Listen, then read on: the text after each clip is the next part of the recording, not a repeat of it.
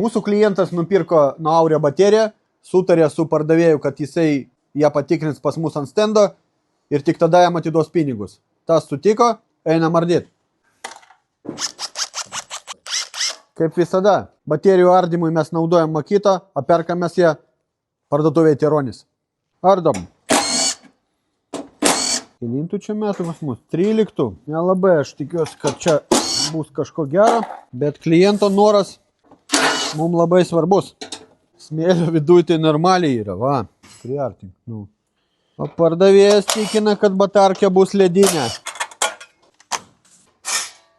Kažkas su viržlėm ne taip, jos yra juodos. Kažkas jau čia buvo, kažką darė. Nu va, viskas šlifuota jau. Brūžinta.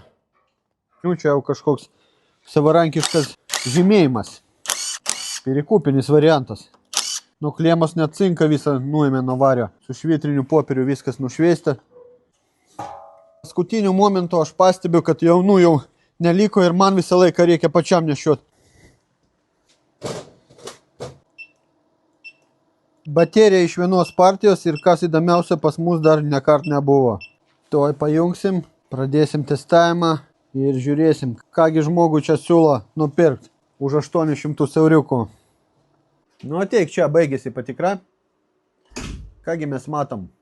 Matom mes, kad jeigu jūs pirksit tokią bateriją be patikros, tai žinokit, papulsit jūs globaliai. 3 ketvirtukai, 4 trečiukai, o visa kita išmetimui.